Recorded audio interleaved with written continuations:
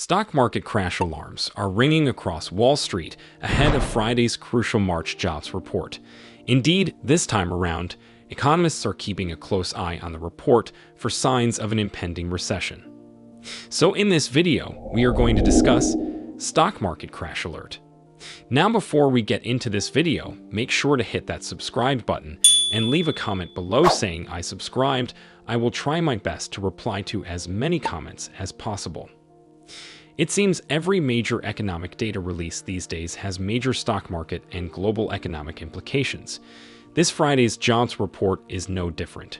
Reasonably so. Coming off of a surprisingly weak unemployment report last month, economists are already projecting continued weakness in employment. This, of course, is in no small part due to the Federal Reserve.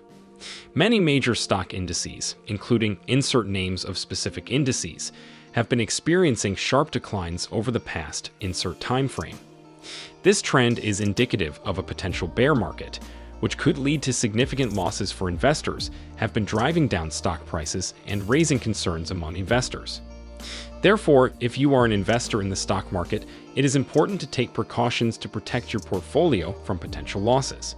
This may include diversifying your investments, considering taking profits on high-risk stocks, and potentially even selling off some of your holdings if you believe that the market downturn is likely to continue. It is also important to stay informed about the latest developments in the stock market and keep a close eye on your portfolio. As always, please consult with a financial advisor or other trusted expert before making any major investment decisions. Stock market crash fears swirl ahead of pessimistic jobs report. It seems equity markets tend to hold their breaths before major economic data releases, and this time should be no different. Depending on the results, a shift in the narrative for unemployment could be enough to spur a notable stock sell-off. What are economists looking for this Friday? Well, current projections for the March jobs report are for the U.S. to have added about 238,000 jobs. While this is below the 311,000 jobs added in February, it's slightly higher than the 225,000 projected non-farm payrolls from last month. In terms of the unemployment rate, Wall Street consensus estimates put unemployment at 3.6% in March, the same as in February. Interestingly, there are already signals that jobs may come in below expectations. According to a Labor Department report Tuesday, the number of total positions fell below 10 million in February for the first time in almost 2 years. Likely a symptom of the Fed's rate hiking efforts, the available positions totaled 9.93 million, well below Wall Street projections of 10.4 million. The labor market is starting to loosen as the number of job openings declined in most sectors. As the economy slows, firms will likely cut openings and workers will be less likely to quit in search of better hours and higher pay, said Jeffrey Roach, chief economist at LPL Financial. On the date of publication, Sri Dua did not hold, either directly or indirectly, any positions in the securities mentioned in this article. The opinions expressed in this article are those of the writer, subject to the investorplace.com publishing guidelines. With degrees in economics and journalism, Sri Dua leverages his ample experience in media and reporting to contribute well-informed articles covering everything from financial regulation and the electric vehicle industry to the housing market and monetary policy. Sri's articles have featured in the likes of Morning Brew, Real Clear Markets, the Downline podcast, and more. The stock market has been a roller coaster ride this year. It took a 90-degree fall in March and then saw some bumps on the way up. The market's performance has been totally out of place with the economy, and it is justified by the government stimulus package. The stock market crashes when there is a lack of cash in the system. At least that's what happened in the last two market crashes of the century, the 2000 dot-com bubble and the 2009 financial crisis. But Prime Minister Justin Trudeau's fiscal stimulus package injected cash in the economy, averting the crisis. But a stock market rally supported by government aid is not sustainable. The government can't pay your bills forever. The fiscal stimulus is building the fiscal deficit. This deficit will come back to you in the form of reduced government benefits and higher taxes.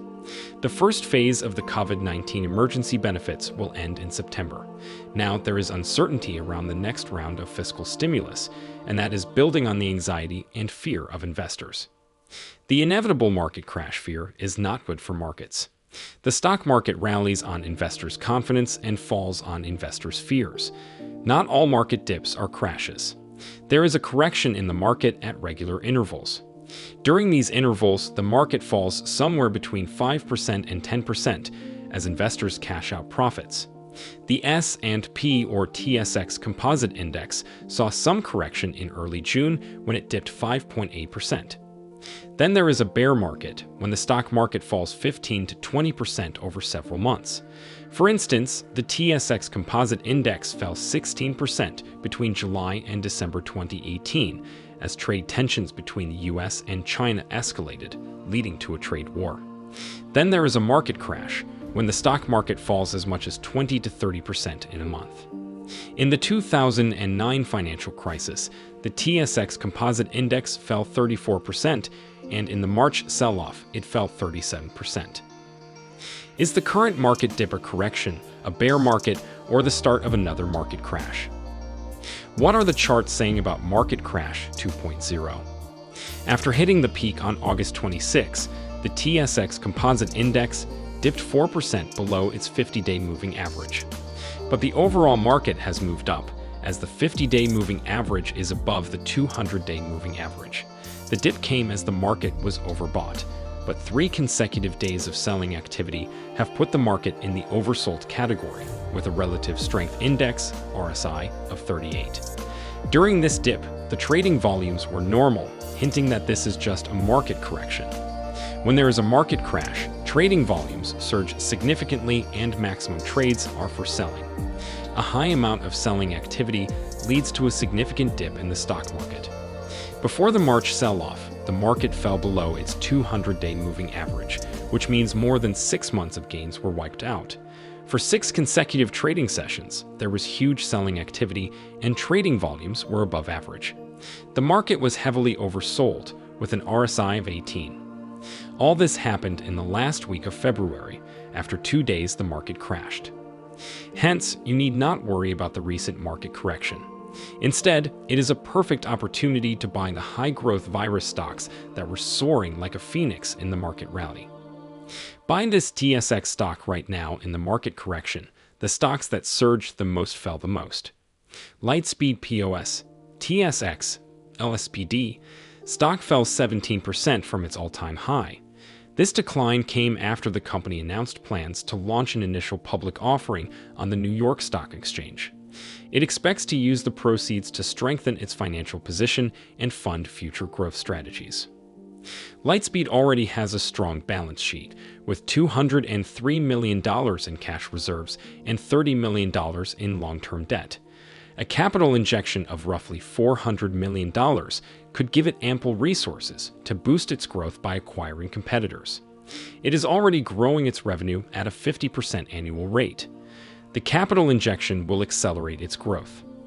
Lightspeed is a good stock to buy at $40 before it resumes making new records.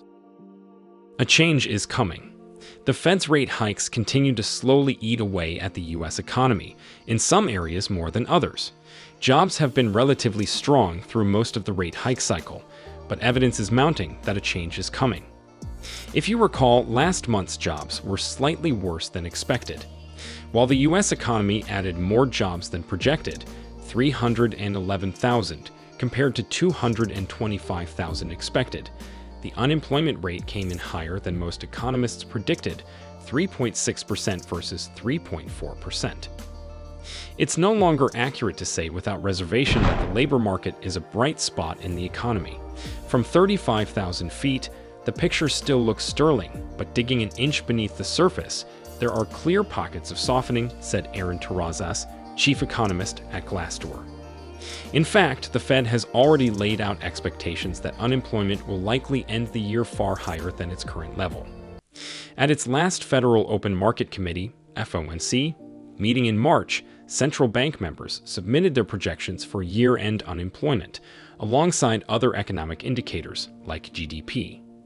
The median projected Q4 unemployment rate came in at 4.5%, a night recession level of joblessness in the country. Let us know your opinion in the comments section below. This was all for today. Hope you liked the video. Subscribe to our channel and stay tuned for more interesting videos. Stay safe, and we will be back soon with another video.